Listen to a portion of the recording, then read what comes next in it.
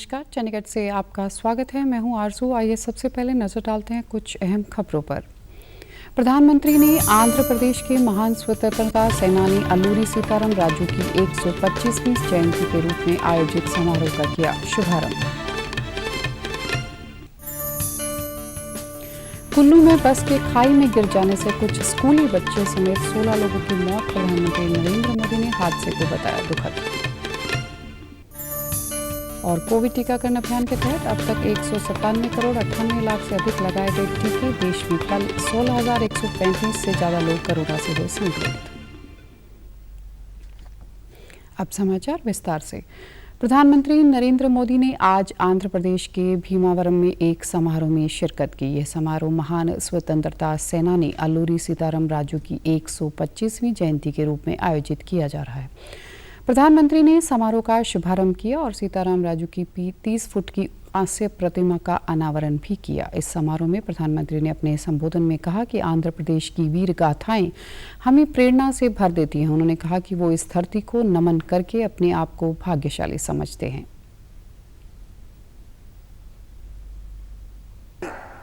मुझे पूरा विश्वास है सीताराम राजू गारू की प्रेरणा हमें एक राष्ट्र के रूप में अनंत ऊंचाइयों तक ले जाएगी। हमारे आजादी के नायकों को न भूलेंगे, न भूले हैं। उन्हीं से प्रेरणा लेकर के हम आगे बढ़ेंगे।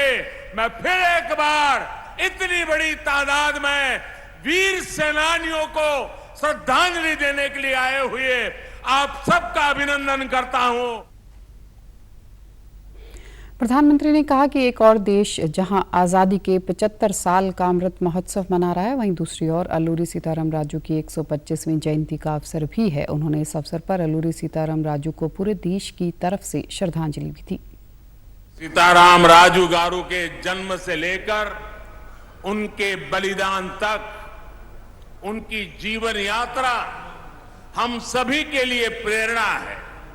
उन्होंने अपना जीवन आदिवासी समाज के अधिकारों के लिए, उनके सुख दुख के लिए और देश की आजादी के लिए अर्पित कर दिया। सीताराम राजू गारू ने जब क्रांति का बिगुल फूंका था तो उनका जय घोष था मनदे राज्यम, मनदे राज्यम, यानी हमारा राज्य। बता दें कि सरकार ने साल भर चलने वाले आज़ादी के अमृत महोत्सव के अंतर्गत कई कार्यक्रमों की योजना बनाई है। अल्लूरी सीताराम राजू के जन्म स्थल विजयनगरम जिले में पंडरगी और चिंतापल्ली पुलिस स्टेशन को पुनर्निर्मित भी किया जाएगा। इसके अलावा सरकार ने मोगलू के अल्लूरू ध्यान मंदिर में अल्लूरी सीताराम राजू की ध्यान मुद्रा में प्रतिमा के निर्माण को भी मंजूरी दी है।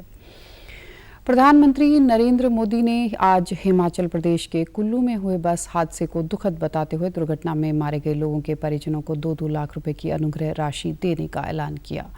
दरअसल कुल्लू जिले में बस के खाई में गिर जाने से कुछ स्कूली बच्चों समेत 16 लोगों की मौत हो गई है। प्रधानमंत्री कार्यालय ने प्रधानमंत्री के हवाले में ट्वीट करते हुए बस हादसे को दुखद बताया। ट्वीट में बताया गया कि प्रधानमंत्री ने हादसे में मारे गए लोगों के परिजनों को प्रधानमंत्री राष्ट्रीय राहत कोष से 2-2 लाख रुपए की अनुग्रह राशि दिए जाने की मंजूरी दे दी है।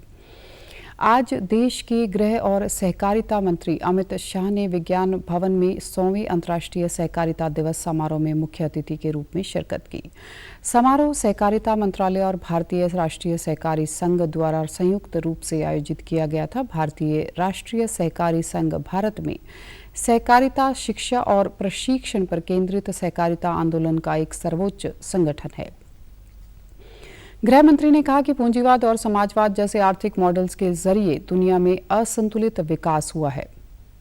नींव डालने का काम समाप्त हुआ है और ये मकाम, ये मंच और ये नींव पर एक बुलंद इमारत अगर आगे हम बना सकते हैं तो मुझे विश्वास है कि सहकारिता के जो सिद्धांत है वो न केवल भारत, न केवल विकसित देश, समूचे विश्व को एक नया, सफल और टिकाऊ आर्थिक मॉडल देने का काम कर सकते हैं। गृह मंत्री ने कहा कि दुनिया भर में सहकारिता ने अपना एक स्थान बनाया है और बहुत सारी मुश्किलों के बावजूद विश्व की 12% आबादी 30 लाख समितियों के माध्यम से सहकारिता से जुड़ी है। सवा सौ साल के आंदोलन की, सहकारी आंदोलन की गतिविधियों के बाद हम ऐसे मकाम पर खड़े हैं जहां एक मजबूत नींव डालने का काम हमारे पुरखों ने समाप्त कर दिया है।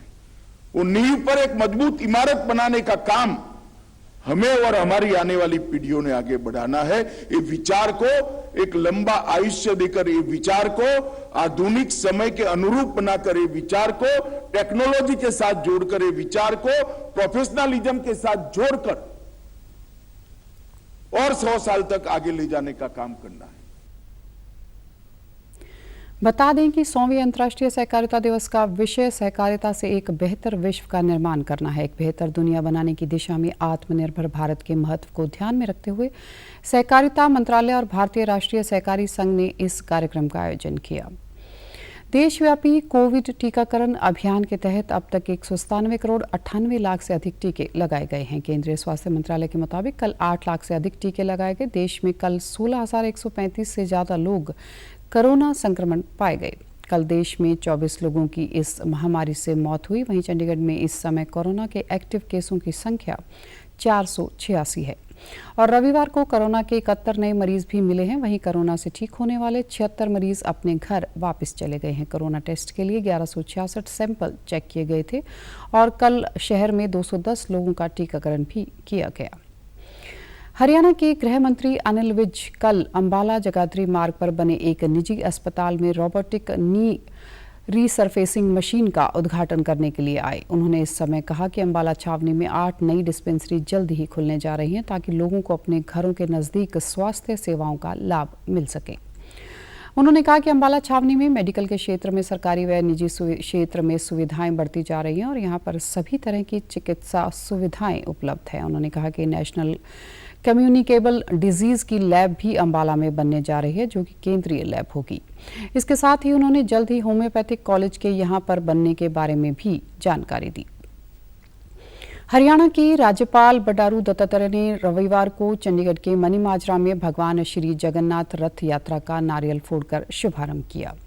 इस अवसर पर उन्होंने कहा कि भारतीय संस्कृति में सामाजिक, धार्मिक व आध्यात्मिक उत्सव आपसी प्रेम, सद्भावना और राष्ट्रीय एकता को बढ़ाते हैं। उन्होंने कहा कि भारतीय दर्शन ने विश्व को भौतिक प्रगति के साथ अध्यात्म चिंतन के जरिए मानव कल्याण का मार्ग भी विस्तृत किया है। बता दें कि इस रथ यात्रा को इस्कॉन संस्था द्वारा आयोजित किया गया था। केंद्रीय शिक्षा और विदेश राज्य मंत्री डॉक्टर राजकुमार रंजन सिंह ने आज चंडीगढ़ यूनिवर्सिटी घड़ुआ में अंतर्राष्ट्रीय फैकल्टी डेवलपमेंट प्रोग्राम 2022 का उद्घाटन किया। इस प्रोग्राम में दुनिया की 90 यूनिवर्सिटीज़ के 100 से ज़्यादा प्रोफेसर शामिल हुए, जिनको यूनिवर्सिटी की ओर से सम्मानित भी किया गया। ये 90 यूनिवर्सिटीज़ के 100 से ज़्यादा प्रोफेसर 27 विभिन्न क्षेत्रों में विशेषज्ञता हासिल हैं।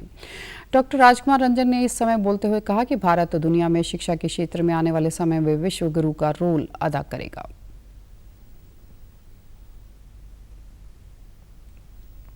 We had limited number of foreign faculty in the institutions of higher education and limited exposure of local faculty member to the international context, and it was decided to fix all of that with the National Education Policy 2020 and its implementations.